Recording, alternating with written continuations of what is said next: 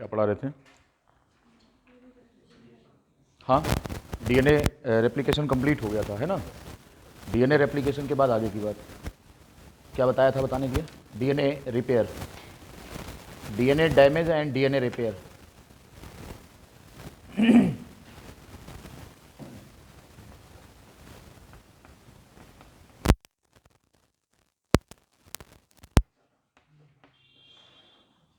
सबसे पहले बात करेंगे डीएनए डैमेज की। डीएनए डैमेज,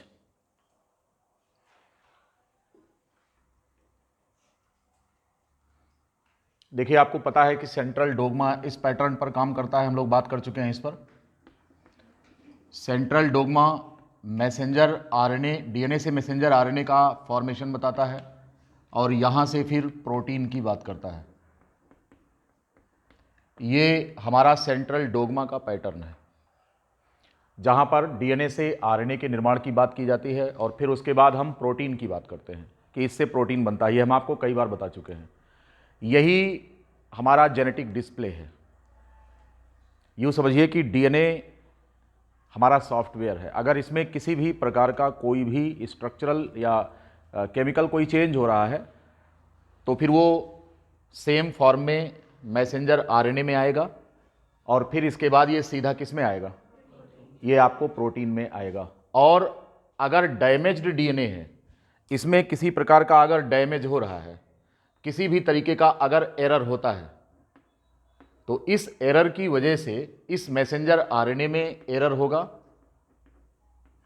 और इस मैसेंजर आरएनए की वजह से जो प्रोटीन बनेगा ये फॉल्टी प्रोटीन होगा। फॉल्टी प्रोटीन का मतलब कि जो प्रोटीन आपके शरीर में बन रहा है ये नॉर्मल प्रोटीन नहीं होगा, ये प्रोटीन नॉर्मल नहीं होगा, एबनॉर्मल प्रोटीन आपकी बॉडी में बनेगा। इस प्रकार से आपके शरीर के अंदर काम करने वाली जो सेल्स हैं, जो बॉडी में काम करने वाली जो सेल्स हैं, ये दो तरह की होती हैं। ये सेल्स, एक सेल ऐसी होती है जो एबनॉर्मल सेल होती है, एबनॉर्मल सेल होती है, और दूसरी जो सेल होती है ये हेल्दी सेल होती है। दो तरह की सेल्स होती हैं। जो हेल्दी सेल्स होती हैं इनमें क्या होता है? In these sales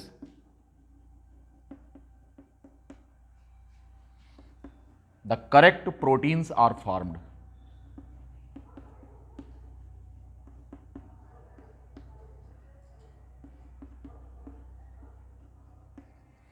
in cells में करेक्ट प्रोटीन का फॉर्मेशन होता है। और अगर ये सेल एबनॉर्मल है तो एबनॉर्मल सेल में क्या होगा? In abnormal cell the faulty protein formed.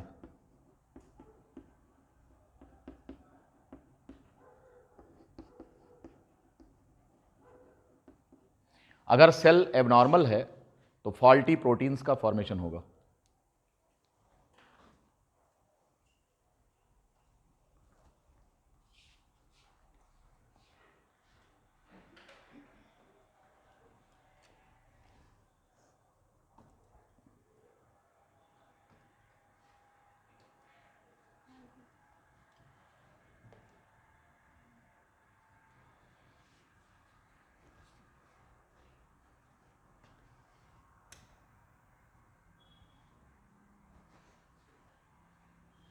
बहुत साइनिंग आ रही बोर्ड पर।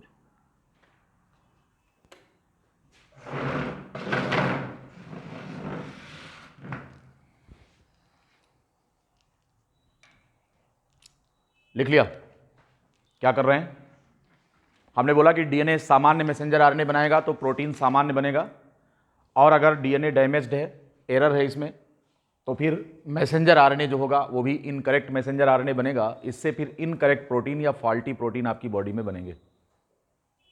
इस आधार पर चूंकि ये प्रोटीन सेल के अंदर है तो सेल्स भी दो कैटेगरी में आ गई। एक सेल ऐसी है जो कि एबनॉर्मल सेल है तो इसमें फॉल्टी प्रोटीन बन रहे हैं, और दूसरी सेल ऐसी है कि जो हेल्दी सेल है जिसमें कि प्रोटीन्स करेक्ट प्रोटीन बन रहे हैं। ऐसी कंडीशन में यह जो सेल होगी लिव लॉन्गर ये जो सेल होगी इसका जीवन काल लंबा होगा और ये इसमें सामान्य मेटाबॉलिज्म होगी विद नॉर्मल मेटाबॉलिज्म। इसमें जो मेटाबॉलिज्म होगा विद नॉर्मल मेटाबॉलिज्म। और ऐसी जो सेल होगी विल डाई, इस सेल की डेथ होगी क्योंकि इसमें जो प्रोटीन्स बन रहे हैं वो एबनॉर्मल प्रोटीन्स बन रहे हैं।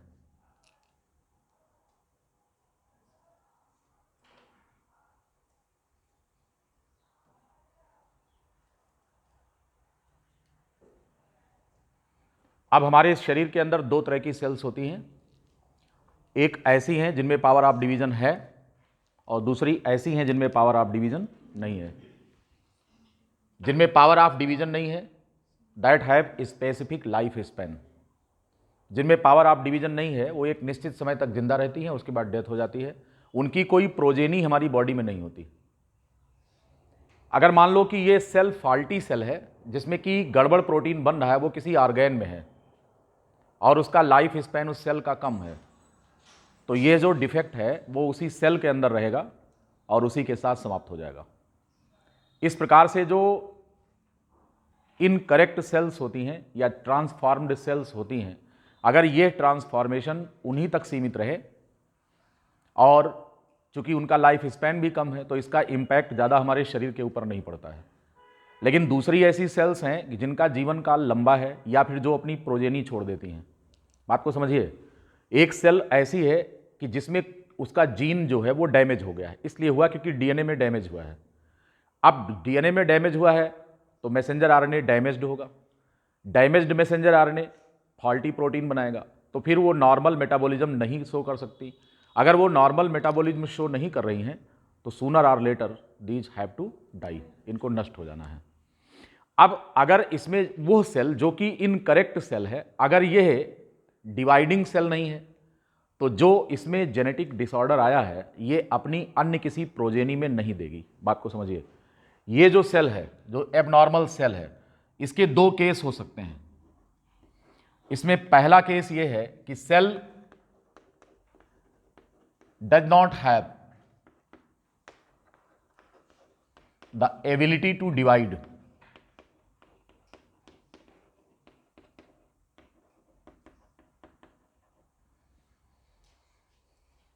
इस सेल में डिवीजन की पावर नहीं है या फिर ये फॉल्टी प्रोटीन डिवाइड करता है, फॉल्टी सेल डिवाइड कर रही है। और इसका दूसरा केस क्या हो सकता है कि the cell starts dividing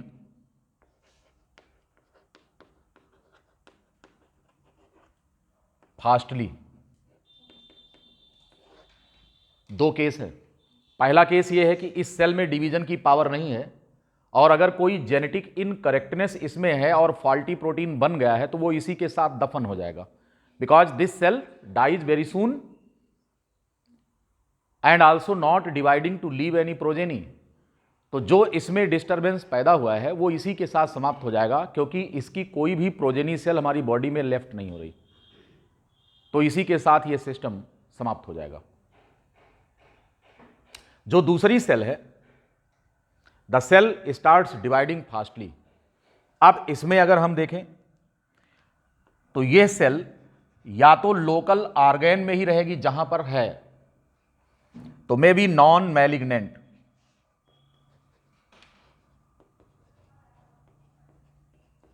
may be malignant.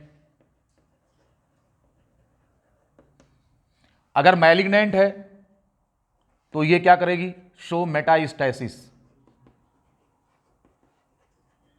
हम इस कंडीशन को कैंसर कहते हैं, इसी को कैंसर कहते हैं। दूसरी कंडीशन को हम ट्यूमर कहते हैं।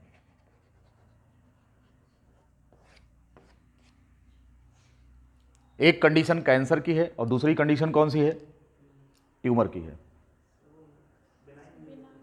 हाँ, बेनाइन, बेनाइन रहेगा। नॉन मैलिग्नेंट का मतलब बेनाइन हो गया। हमने टर्म नॉन मैलिग्नेंट लिख दिया ना, तो इसमें मेटास्टेसिस नहीं होगी। ठीक, तो आपने देखा कि जो एबनॉर्मल सेल है इसकी दो पॉपुलेशन है। एक ऐसी सेल जिसमें डिवीजन की पावर नहीं है, उसका एक स्पेसिफिक लाइफ स्पैन है, तो कोई भी इनकरेक्ट सिस्टम अगर है तो उसके साथ खत्म हो जाएगा। तो इसका इम्पैक्ट हमारे शरीर पर ज़्यादा नहीं पड़ता। दूसरी कंडीशन सेल की है कि वो फॉल्टी प्रोटीन बना रही है, उसका जो जीन है वो ट्रांसफॉर्म हो चुका है और वो फास्टली डिवाइड भी कर रही है। तो उसकी दो कंडीशन बनेगी, या तो ये डिवीजन उस लोकल ऑर्गेन में रेस्ट्रिक्ट करेगा जहाँ पे हुआ है, वहाँ से आगे नहीं बढ़ेगा, यानी कि इसमें मेटास्टेसिस नहीं है और नॉन मैलिग्नेंट है, तो इसको हम ट्यूमर कहेंगे। इसका सर्जिकल रिमूवल करके हम छुटकारा पा सकते हैं। लेकिन दूसरी कंडीशन क्या है कि अगर यह जो सेल है, जो ट्रांसफॉर्म्ड सेल है, इसने मेटास्टेसिस शुरू कर दिया। मेटास्टेसिस का मतलब कि एक सेल बगल वाली सेल को अपने जैसा ट्रांसफॉर्म कर रही है, यानी कि इसमें जो सेल डैमेज हुई है, अगर ये सेल अपने बगल वाली सेल को भी अपने जैसा बनाने लगे, means the transformed cell starts transforming other normal cells. जो ट्रांसफॉर्म्ड सेल है वो बाकी अन्य नॉर्मल सेल्स का भी ट्रांसफॉर्मेशन स्टार्ट अगर कर दे, तो कंडीशन क्या होगी? It is known as metastasis and cancer, इसी को कहते हैं। ठीक है, अब आप समझ पा रहे हैं कि हमारे शरीर के अंदर डीएनए से होने वाला ये जो डैमेज है, ये कितना खतरनाक साबित हो सकता है। आपको जान करके डर लग जाएगा कि लगभग 5 लाख ऐसी सेल्स हैं हमारी बॉडी में जो डेली डैमेज्ड डीएनए बनाती हैं। कितनी? About 5 lakh.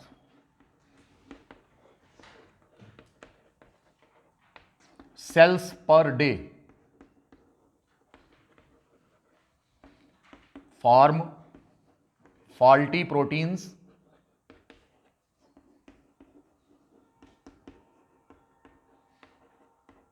because of DNA damage।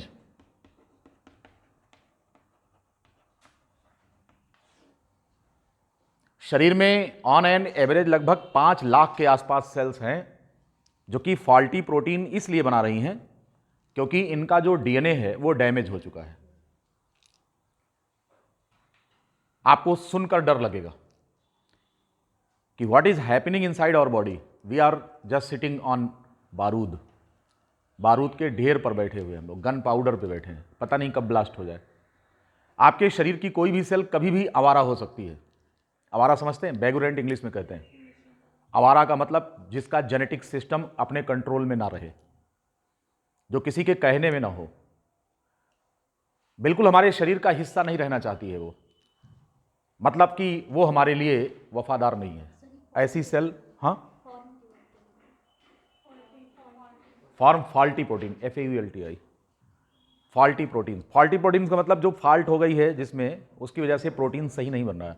Body में 2 प्रकार के प्रोटीन बन रहे हैं, एक ऐसे जो सही हैं, करेक्ट प्रोटीन है, और जो इनकरेक्ट प्रोटीन्स हैं तो वो हमारे शरीर का बैंड बजा के रख देंगे।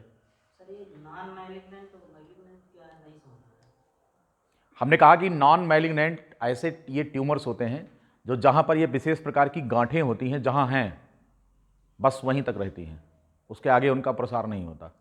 तो शरीर में कहीं पर भी गांठ अगर है तो मैलिग्नेंट ट्यूमर ना होकर के वो नॉन मैलिग्नेंट है, तो उसको बेनाइन ट्यूमर भी कहते हैं।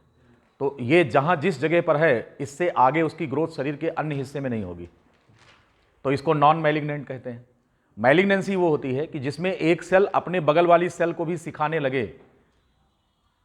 है ना, कि मैं तो गड़बड़ हूं और तुम भी गड़बड़ हो जाओ, तो अपनी बगल वाली सेल को भी, उसके सिस्टम को वो ट्रांसफॉर्म कर रही है।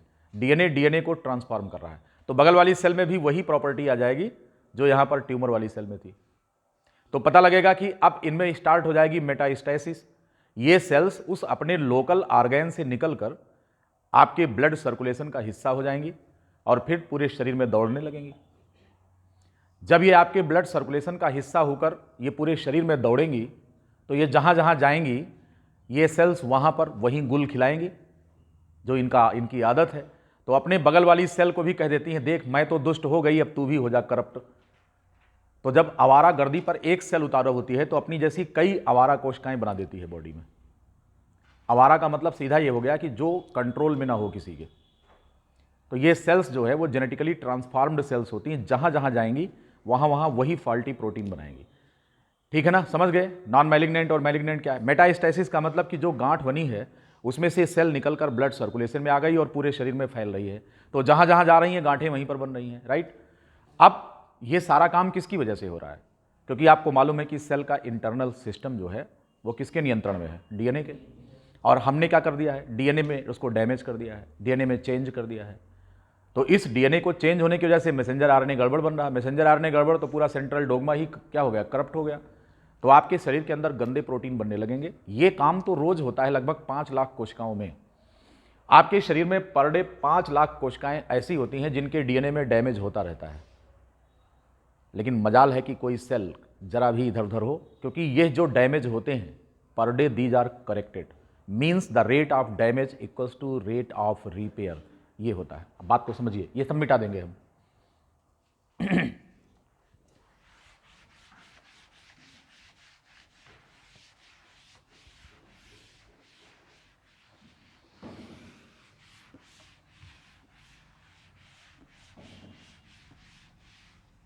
ये जो रेट ऑफ डैमेज है, सामान्य कंडीशन क्या होती है हमारे शरीर की?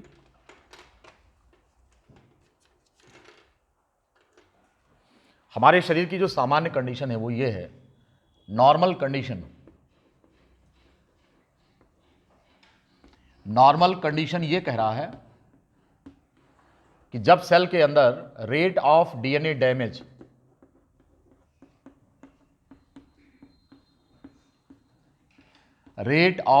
Damage equals to the rate of DNA repair.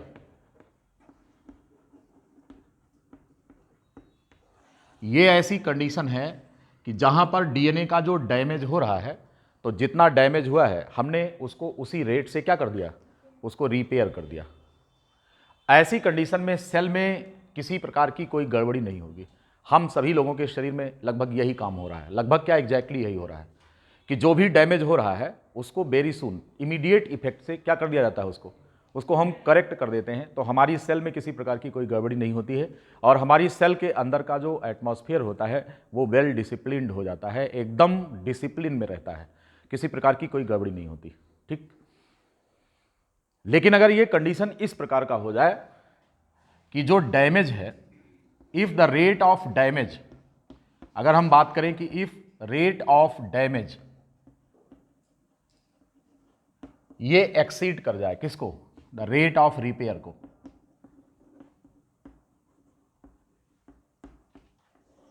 तो ये कंडीशन सही नहीं है।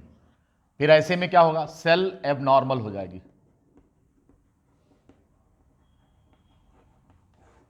यह सेल एबनॉर्मल हो जाएगी। कितना इलस्ट्रेटेड स्कोप है डीएनए डैमेज का, आप समझ पा रहे हैं? बहुत ही इलस्ट्रेटेड स्कोप है इसका डीएनए डैमेज का। डीएनए जो कि हमारे शरीर के सभी कोशिकाओं को जिंदा रखता है, मेटाबॉलिज्म को नॉर्मल रखकर, अगर ये डैमेज हो तो, चूंकि आपको मालूम है कि सेल ही हमारे शरीर की निर्माता है, हमारे सेल का स्ट्रक्चरल और फंक्शनल यूनिट कौन है, वो सेल है। तो फिर शरीर कहाँ सही रहेगा? बिल्कुल सही नहीं रहेगा। फिर स्टार्ट होगी जो बातें होंगी, उन पर अभी हम चर्चा आगे करेंगे कि ये कैंसरस ग्रोथ हो सकती है, ये सेनेसेंस हो सकता है, ये सेल की एजिंग हो सकती है, और या फिर सेल की प्रोग्राम्ड डेथ हो सकती है, जिसको एपोप्टोसिस कहते हैं। ये सारी चीज़ें होंगी यहाँ पर। हम उधर नहीं जा रहे हैं अभी, हम बात ये कर रहे हैं कि डीएनए को डैमेज करने के कारण कौन कौन से होते हैं, what are the reasons of DNA damage, इन पर बात करेंगे सबसे पहले। तो कह रहे हैं कि reasons of DNA damage, DNA को नुकसान पहुंचाने वाले कारण क्या हो सकते हैं? तो इनमें से दो होते हैं। इनमें से एक होता है एक्सोजिनस और दूसरा होता है एंडोजिनस। डीएनए को डैमेज करने का कारण अगर शरीर के बाहर है तो ऐसे डीएनए डैमेज के कारण को हम क्या बोलेंगे, एक्सोजिनस फैक्टर्स होते हैं। ये एक्सोजिनस फैक्टर्स, ये ऐसे कारण होते हैं जो हमारे शरीर के अंदर से नहीं है बल्कि ये शरीर के बाहर से है। ऐसे कारणों को हम एक्सोजिनस फैक्टर्स के नाम से जानते हैं। दूसरे होते हैं endogenous factors, inside the body cell, inside the cell.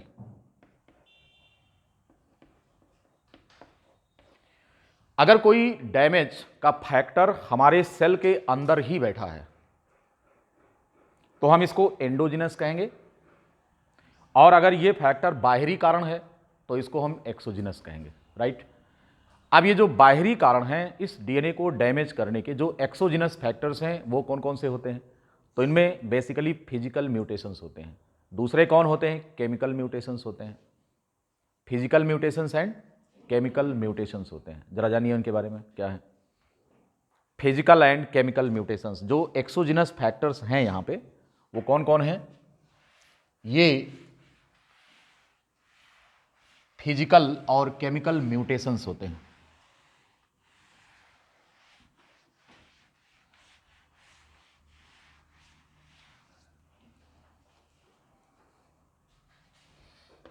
Exogenous factors,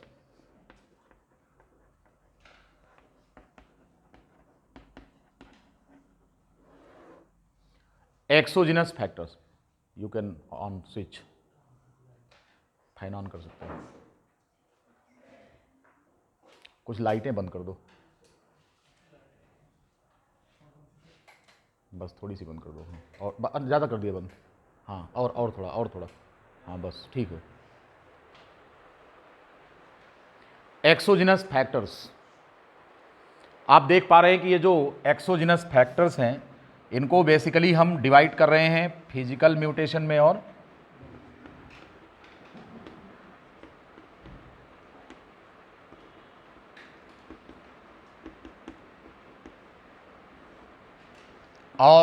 chemical mutations में।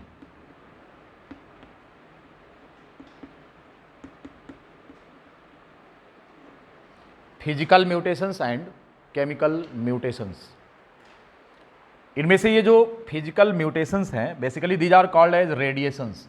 हम इनको क्या कहेंगे? ये रेडिएशंस होते हैं। और ये जो रेडिएशंस हैं बेसिकली दो कैटेगरी में डिवाइड किए गए हैं। इनमें से एक है आयोनाइजिंग रेडिएशंस,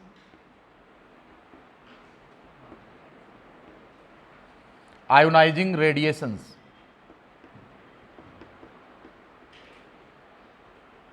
एग्जाम्पल के तौर पर जैसे एक्स रेज हैं, गामा रेज हैं, अगर इनका एक्सपोजर होता है तो ये आयोनाइजिंग रेडिएशंस में आते हैं। और जो दूसरे हैं ये नॉन आयोनाइजिंग रेडिएशंस होते हैं।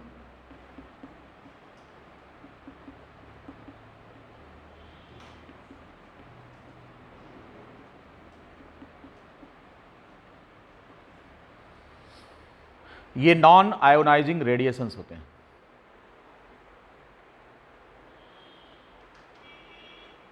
नॉन आयोनाइजिंग रेडिएशन में अल्ट्रावायलेट एक्सपोजर है।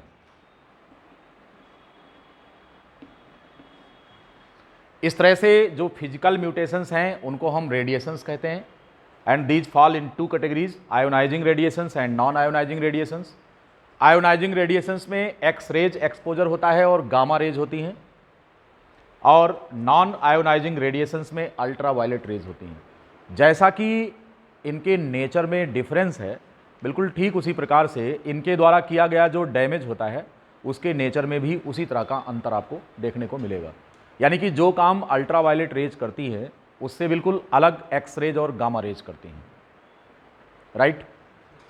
यहाँ पर जो अल्ट्रावायलेट रेडिएशंस हैं इनका जो बहुत ही इंपॉर्टेंट इफेक्ट है, जिन पर कि आपसे सवाल पूछा जाएगा, ये होता है डाइमर फॉर्मेशन। क्या बनाते हैं ये? डाइमर बनाते हैं, थाइमिन डाइमर बनाते हैं। क्या बनाएंगे? Thymine dimer. तो ये बहुत इंपॉर्टेंट इफेक्ट है इनका, कि इनका जो इफेक्ट है वो है फॉर्मेशन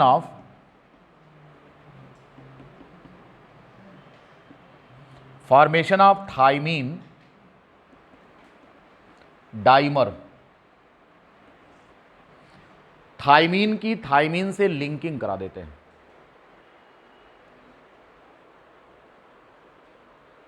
तो हम इसे थाइमीन डाइमर कहते हैं। ये फोटो डायनेमिक डैमेज भी कहलाएगा। एक्स रेज जो होती हैं जिम्मेदार हैं किस चीज के लिए? क्रॉस लिंकिंग कराते हैं बेसेज में, cross linking in nitrogen bases.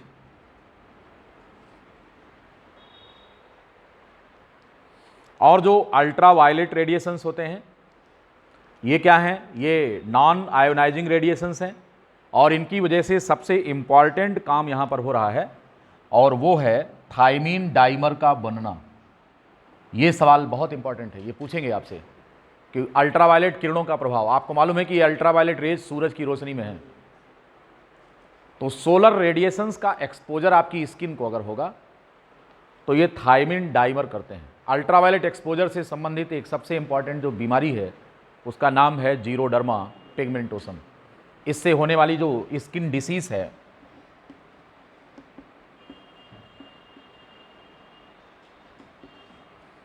इसका नाम है जीरोडर्मा पिगमेंटोसम।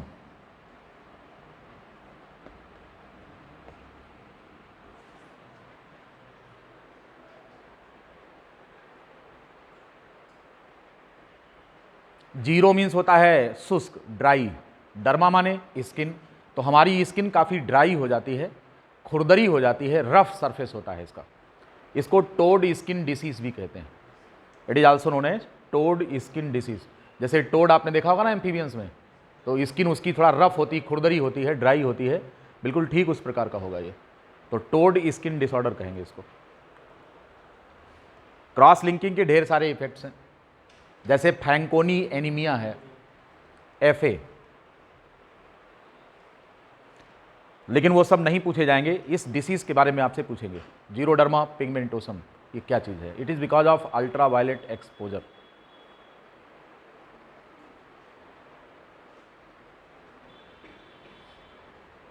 ये सारी चीज़ों का डिटेल हम पढ़ेंगे म्यूटेशन चैप्टर में अलग से, क्योंकि हम पढ़ा रहे हैं डीएनए रेप्लिकेशन, अभी तो म्यूटेशन तो डिटेल पढ़ा नहीं रहे हैं, बस खाली एक आइडिया आपको दे रहे हैं कि डीएनए डैमेज किन कारणों से हो सकते हैं।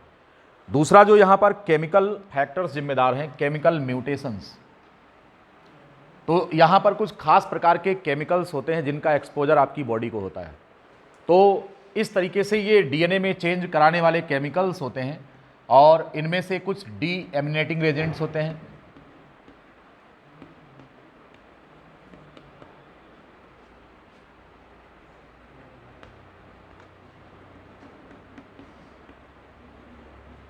डीएमिनेशन ऑफ नाइट्रोजन बेसेज,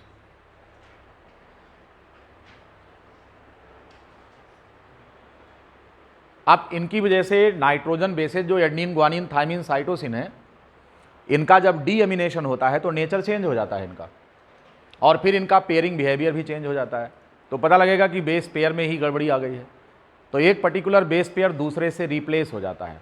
निश्चित रूप से डीएमिनेशन से सब्स्टिट्यूशन म्यूटेशंस होते हैं। फिर इनकी वजह से कौन से म्यूटेशन होते हैं? सब्स्टिट्यूशन म्यूटेशंस होते हैं,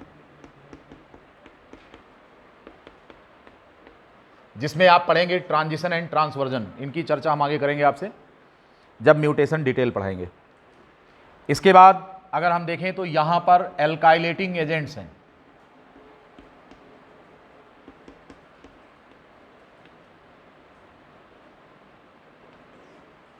एल्काइलेटिंग एजेंट्स, और इसमें मुख्य रूप से मेथाइलेशन है। जो मेन है वो कौन है?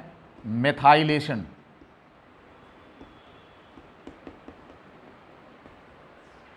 जैसे एथाइल मेथाइल सल्फोनेट है, मेथाइल सल्फोनेट है, तो इस प्रकार के जो केमिकल्स होते हैं वो नाइट्रोजन बेस का मेथाइलेशन करके डीएनए को मॉडिफाई कर देते हैं, चेंज कर देते हैं, फिर इनका जो बिहेवियर है वो परिवर्तित हो जाएगा। ये एक प्रकार का म्यूटेशन है जिन पर हम चर्चा आपसे आगे करेंगे कि एल्काइलेटिंग एजेंट्स कौन से होते हैं। इसके अतिरिक्त होते हैं बेस एनालॉग्स।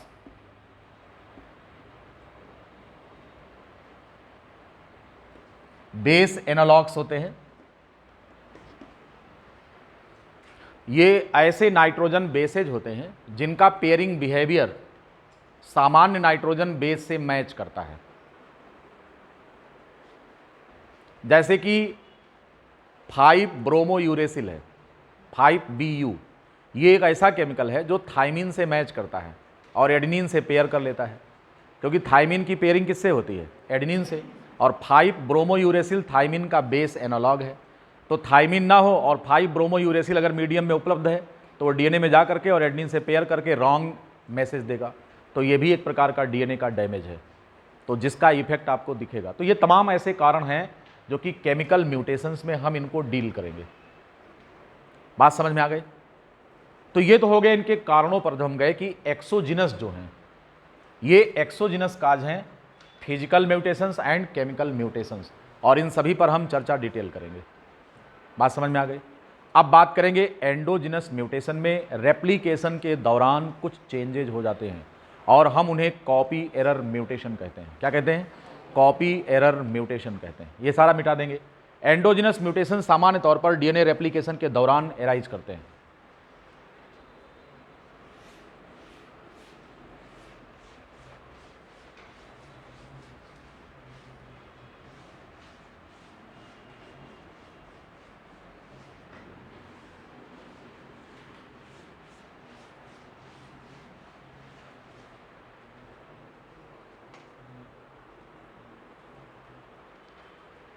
ये जो एंडोजिनस फैक्टर्स हैं इसमें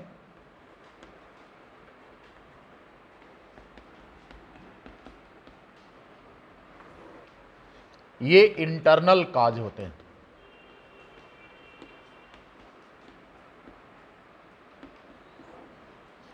अंदर से ही एराइज करते हैं। और मोस्ट इंपॉर्टेंट ये है कि during DNA replication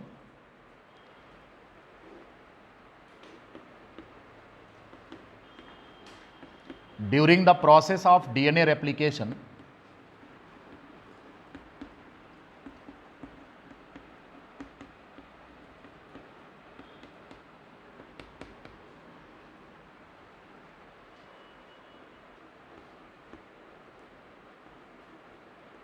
wrong pairing of the nitrogen bases may occur। ऐसा हो सकता है कि बेस पेयर्स जो है इनकी गलत पेयरिंग हो जाए, मे बी। तो wrong pairing of the nitrogen bases may occur. Such kind of mutations known as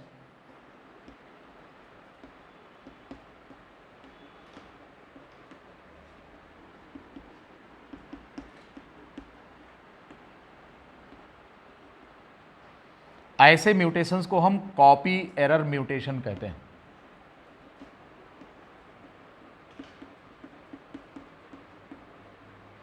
इस प्रकार के म्यूटेशंस कॉपी एरर म्यूटेशन कहलाते हैं।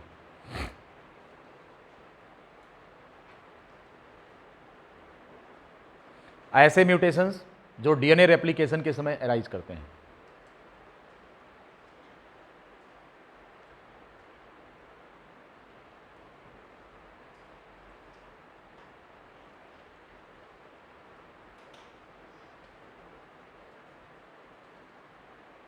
लिख लिया? अब क्वेश्चन ये है कि मैकेनिज्म क्या है हमारी बॉडी में। तो डीएनए रिपेयर मैकेनिज्म आपके कोर्स में ज़्यादा नहीं है, इसलिए बहुत ही छोटी समरी बनाकर इस चैप्टर को हम क्लोज करेंगे, क्योंकि ज़्यादा नहीं है आपके कोर्स में, नहीं पता लगे इसी में पड़े रहेंगे। तो थोड़ी सी बात हम डिस्कस करके आगे चलेंगे। और CSIR में काफ़ी डिटेल है कि डीएनए की रिपेयर मैकेनिज्म के कौन कौन से हैं स्टेप्स। तो हम यहाँ पर केवल लिस्ट करेंगे कि जो डीएनए रिपेयर मैकेनिज्म है,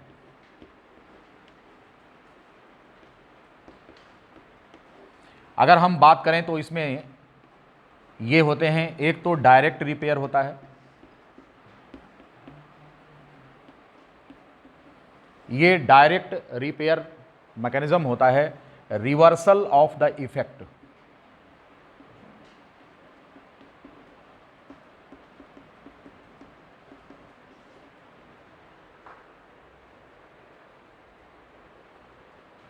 दूसरा होता है single strand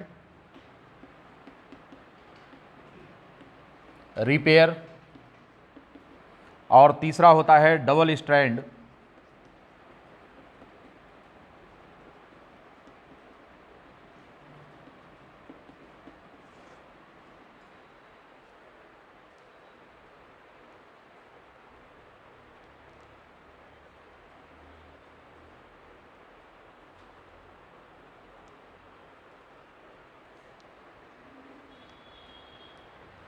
This involves the correction of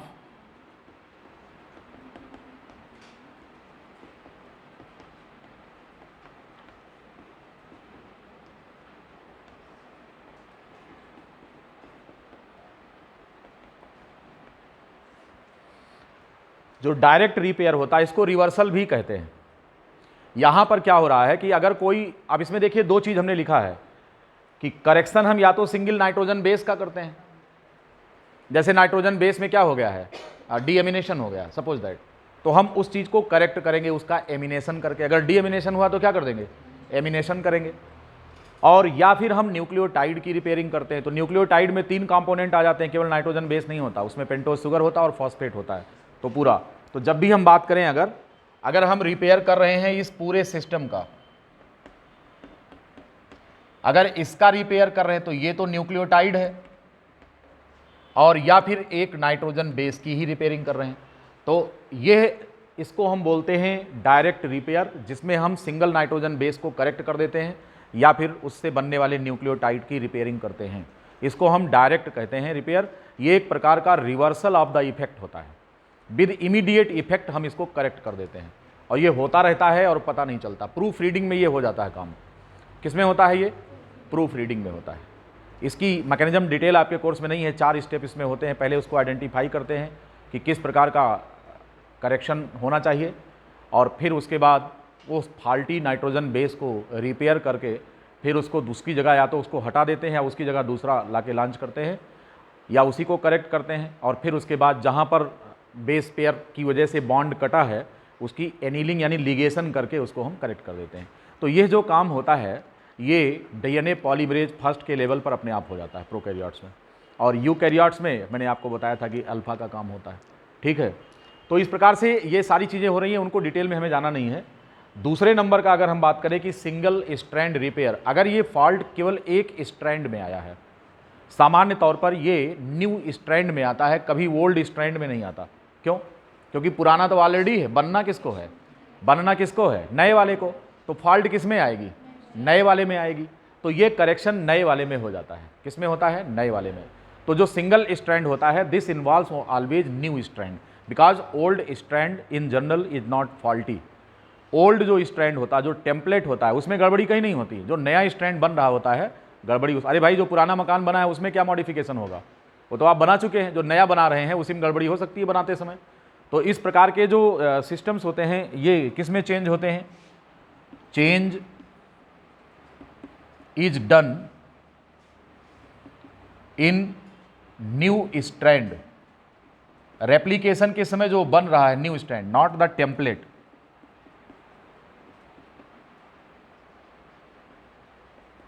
एक नए स्ट्रैंड में मान लो कि पूरा पूरा एक स्ट्रेच, सिंगल नाइट्रोजन बेस नहीं है, ना तो सिंगल न्यूक्लियोटाइड है, बल्कि एक पूरा सेगमेंट है यहां पर जो कि करप्ट हो चुका है। तो उसको क्या करेंगे, उसका एक्सीजन करेंगे, उसको कट करके हटाएंगे और उसकी जगह पर नया सेगमेंट लाकर डाल देंगे। तो इसको एक्सीजन रिपेयरिंग भी कहते हैं। क्या कहते हैं, एक्सीजन रिपेयरिंग भी कहते हैं इसको, एक्सीजन रिपेयरिंग कहते हैं। इसमें क्या हो रहा है कि जब एक ही स्ट्रैंड में कोई गड़बड़ी है तो उतना हिस्सा कट करके हम क्या करेंगे, और एंजाइम कौन होता है, या तो एंडोन्यूक्लियेज का इस्तेमाल करते हैं या फिर एक्सोन्यूक्लियेज का, जरूरत के अनुसार, और उस सेगमेंट को काट करके, यानी कि अगर वो सेगमेंट बीच में कहीं पर है तो हम एंडोन्यूक्लियस से 2 कट लगाकर उसको रिमूव करेंगे और वहाँ पर नया स्ट्रैंड लाकर जोड़ेंगे। दूसरा ये है कि अगर ये एंड पर कहीं पर है तो उसको कट करेंगे एक्सोन्यूक्लियस से। तो आपको पता है कि एंडोन्यूक्लियस और एक्सोन्यूक्लियस एक्टिविटी क्या होती है। तमाम डीएनए पॉलीमरेज स्वयं में करेक्शन की पावर होती है और एक्सोन्यूक्लियस और एंडोन्यूक्लियस एक्टिविटी होती है उसमें। ठीक है, तो ये इस लेवल पर कि किसी भी एक स्ट्रैंड में अगर कोई प्रॉब्लम है तो उस पूरे स्ट्रेच को कट रिमूव कर देते हैं और उसकी जगह पर नया ला करके फिर एनीलिंग कर देते हैं, उसको जोड़ देते हैं। बात समझ में आ गया।